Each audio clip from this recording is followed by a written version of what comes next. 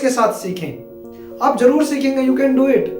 वाकिफ कहाँ लोग हमारी उड़ान से, वो और थे जो हार गए थे आसमान से।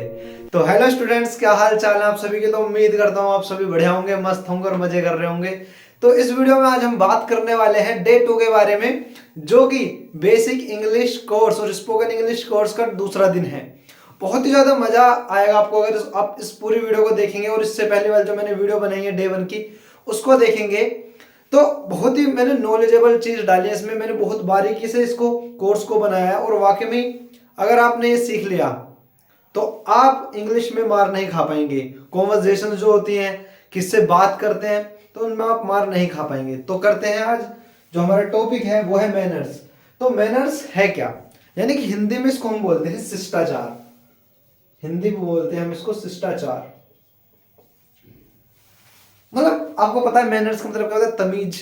स्टूडेंट्स, सबसे पहले आपको स्पोकन इंग्लिश और बेसिक इंग्लिश में ये पता होना चाहिए कि अगर हम कोई चीज किसी से मांग रहे हैं, कोई चीज अगर हम किसी से रिसीव कर रहे हैं, तो उसको इंग्लिश में कैसे बोलेंगे, हम उसको कैसे कहेंगे, हमें क्या आंसर करना चाहिए, हमें कोई क्वेश्चन कैसे करना चाहिए। अगर आपको ये नहीं पता तो आप इंग्लिश कैसे बोल पाएंगे, आप मुझे बताइए।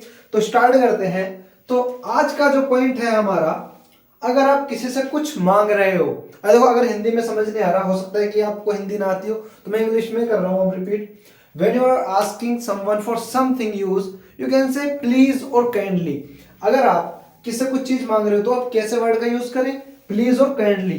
जैसे मैं एग्जांपल देता हूं, मान लिया आपकी क्लास में आप कुछ लिख रहे हैं और आपका पेन खत्म हो गया, तो आप बोल सकते हैं अपने फ्रेंड से या फिर आपका जो क्लासमेट है, क्या बोल सकते हैं ऐसे, could you please give me this pen, could you please give me your pen. कुछ आप ऐसे बोल सकते हैं कि आपने यहाँ पर क्या यूज किया, प्लीज का यूज किया। हो सकता है आपको नहीं समझ में आ रहा हो जो मैंने बोला है, जो हिंदी मीडियम से बच्चे, मैं लिख देता हूं ऊपर तब भी example, could you please give me this pen. क्या आप मुझे ये पेन दे सकते हैं, या फिर आप बोल सकते हैं क्या आप अपना पेन दे सकते हैं। तो आपने यहां पर एक वर्ड यूज किया प्लीज, और आप काइंडली भी यूज कर सकते हैं। तो आपने ये वर्ड यूज किया, इससे ये पता लग रहा है कि आप किसी से बहुत ही नम्रता के साथ पूछ रहे हैं, है ना। इससे आपका मैनर पता लगता है कि आप किस मैनर से पूछ रहे हैं, है ना। तो ये सब चीजें बहुत ज्यादा जरूरी है। पहला पॉइंट क्लियर है।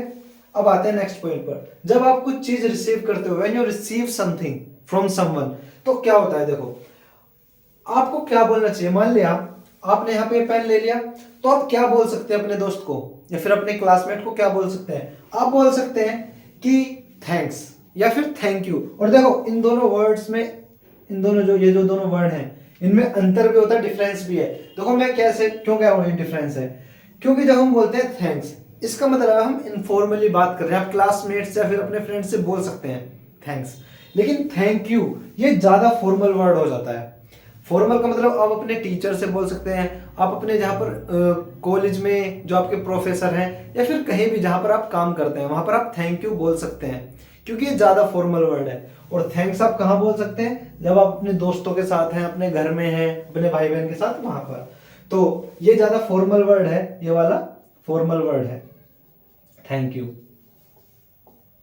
तो आप क्या बोलेंगे कुछ चीज रिसीव करते हुए, कि थैंक यू या फिर थैंक्स। ये डिपेंड करता है कि सिचुएशन क्या है, आपका दोस्त है या फिर आपसे कोई बड़ा है या फिर प्रोफेशनल लोग हैं।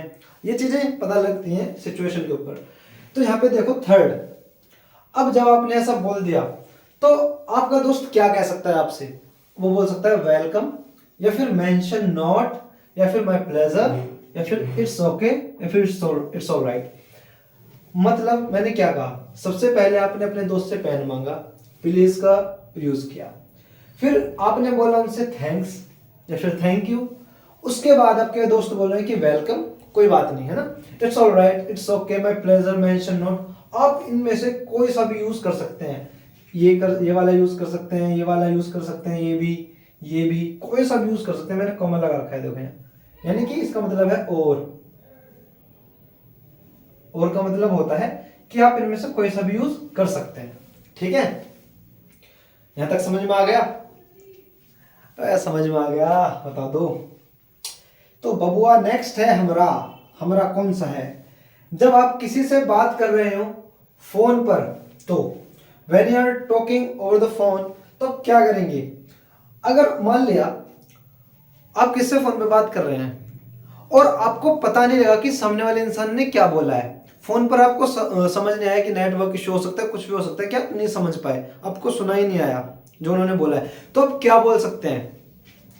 आई bag your pardon, I am sorry, I didn't get it, या फिर डिडंट, देखो ये तो एक कॉन्ट्रैक्शन फॉर्म है, आप ऐसे बोल सकते हैं did not, I did not get it, मैं नहीं समझा, excuse me, excuse me, pronunciation देखो, एक्सक्यूज मी, है ना?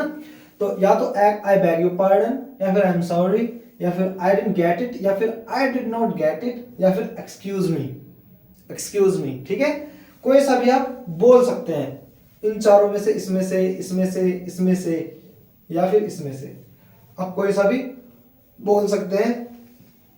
अगर आपको ज्यादा फॉर्मल और अगर आपको ज्यादा पोलाइटली बिहेव करना है, तो आपको क्या करना पड़ेगा? आप इस वाले सेंटेंस को यूज कर सकते हैं। देखो ये वाला will you please repeat, I didn't get you, क्या आप दोबारा रिपीट करोगे? कृपया आप दोबारा रिपीट करोगे, मैं आपको नहीं समझा, या फिर मुझे सुनाई नहीं दिया, आई डिडंट गेट यू, ऐसे आप करके कह सकते हैं। अब तक समझ में आया नहीं आया? अगर अब तक समझ में आ गया तो लाइक ठोक दो एक, और सब्सक्राइब जरूर करो, क्योंकि इससे मोटिवेशन मिलता है ना? देखो नेक्स्ट है हमारा fifth, after you. After you का मतलब क्या है? देखो ऐसा हो सकता है, मान लिया आप अपनी कोचिंग में या फिर आप कहीं पर खड़े हुए हैं दरवाजे पर और आप अंदर जा रहे हैं, तो कोई बूढ़ा व्यक्ति एकदम से सामने से आ जाता है, जैसे ही आप चले तो आप बोलते हैं प्लीज आइए, आप उनको पहले कहते हैं कि प्लीज आइए, तो आप बोल सकते हैं आफ्टर यू कि आपके बाद में मैं आऊंगा, जाइए, कोई बात नहीं। आपने दरवाजा ऐसे पकड़ा और आपने बोला कि आप जाइए, कोई दिक्कत नहीं है, मैं आ जाऊंगा, है ना? तो आफ्टर यू, इससे पता लगता है कि आप सामने वाले इंसान की रिस्पेक्ट करते हैं, यू रिस्पेक्ट, है ना, कि आप रिस्पेक्ट करते हैं जो भी आप जिससे बात कर रहे हैं, चाहे आपसे छोटा हो या फिर बड़ा हो। जरूरी नहीं कि बड़े बूढ़े के लिए, आपसे छोटा भी हो सकता है, आपसे बड़ा भी हो सकता है ना? तो आप कहीं भी आप इसको यूज कर सकते हैं, मतलब सिचुएशन के ऊपर डिपेंड करता है कैसे सिचुएशन है, ठीक है? तो नेक्स्ट है हमारा how are you. How are you मतलब ये तो बहुत सिंपल है, आपसे कोई पूछता है कि आप कैसे हैं, तो आप बोल सकते हैं। देखो तीन ये रहे, या तो आप ऐसे बोल सकते हैं, या फिर ऐसे बोल सकते हैं, या फिर ऐसे बोल सकते हैं, तीनों में से कोई बोल सकता है। किसी ने बोला आपसे हाउ आर यू, आप क्या बोलेंगे? I am fine, what about you, यानी कि मैं बढ़िया हूं, आप कैसे हैं, आप बताएं, ऐसे करके, है ना? What about you. Great, you tell, बढ़िया, तुम बताओ, तुम सुनाओ, ऐसा बोलते हैं ना, ग्रेट, यू टेल। नेक्स्ट है फाइन एंड यू, यानी कि मैं फाइन हूं, आप बताइए, फाइन एंड यू। तीनों में से कोई सा भी आप बोल सकते हैं। पता है प्रॉब्लम कहाँ आती है? आप ना इंग्लिश को सोचते हैं कि ये सब्जेक्ट है, लेकिन ये सब्जेक्ट नहीं है, इंग्लिश इज अ लैंग्वेज। इसको आप लैंग्वेज की तरह ट्रीट करें, आपको पता लगेगा कि वाकई में ही इंग्लिश बहुत ही ज़्यादा मतलब इंटरेस्टिंग, बहुत ज़्यादा इंटरेस्टिंग लैंग्वेज है। आप इंग्लिश की मूवीज़ देखें, वेब सीरीज देखें, उससे हमें पता लगता है कि कौन इंसान किस सिचुएशन में सेंटेंसेस को यूज़ कर रहा है ना? तो नेक्स्ट है हमारा सॉरी टू इंटरप्ट यू। अब देखो क्या हुआ, देखो इस सिचुएशन में, देखो ये सिचुएशन अलग है, यहां तक तो हमने सीख लिया, ये वाली चीज तो सीख ली। अब यहाँ पे देखो सॉरी टू इंटरप्ट यू क्या बोलेंगे? मान लिया आप अपनी बात रखना चाहते हैं किसी और की बात को काट कर मतलब आपको किसी की बात इंपॉर्टेंट नहीं लग रही, आप कह सकते हैं रुकिए रुकिए एक मिनट, है ना? आप कैसे बोल सकते हैं? Sorry to interrupt you. या फिर आप क्लास में भी बोल सकते हैं, मतलब जहां पर आपको किसी की बात काटनी हो, कहीं पर आपको किसी को चुप करना हो, प्लीज शांत रहिए, मुझे बोलने दीजिए, ऐसा आप कह के क्या बोल सकते हैं? Sorry to interrupt you. क्या बोल सकते हैं? Sorry to interrupt you. तो यहाँ पर आप बोलेंगे सॉरी टू इंटरप्ट यू। वो कहां पर? जहां पर आपको अब देखो जरूरी नहीं है कि आप हर जगह इंटरप्ट करो, जहां पर आपको लगता है, जहां पर वाकई में कुछ महत्वपूर्ण चीजें चल रही हैं, आप वहां पे बोल सकते हैं। और एक और हमारे पास है, या तो इसे बोलिए या फिर इसे बोलिए, sorry to intervene. Sorry to intervene यानी कि जब आप ऐसे सिचुएशन में होते हैं जहां पर आपको इंटरप्ट करने की जरूरत है, तो आप इन दोनों में से कोई सा यूज कर सकते हैं, नो प्रॉब्लम। कोई दिक्कत वाली बात है ही नहीं। ठीक है, तो ये बहुत ज्यादा इंपॉर्टेंट है कॉन्वर्जेशंस के लिए। आप स्टार्टिंग यहीं से करते हैं, बहुत जीरो है, बहुत ही ज्यादा जीरो है ये। तो उम्मीद करता हूं आपको वीडियो पसंद आई होगी। अगर पसंद आई तो वीडियो को लाइक करें, शेयर करें, कमेंट जरूर करें और इंग्लिश को एंजॉय करते हुए सीखें मेरे साथ और मोटिवेशन के साथ, जोश के साथ सीखें। आप जरूर सीखेंगे, यू कैन डू इट। आप में है वो हिम्मत, है ना, और आपके अंदर एबिलिटी है। तो आप इसको नोट कीजिएगा या फिर स्क्रीनशॉट ले लीजिए। मिलते हैं नेक्स्ट वीडियो में डे 3 के साथ। Till then take care, bye bye.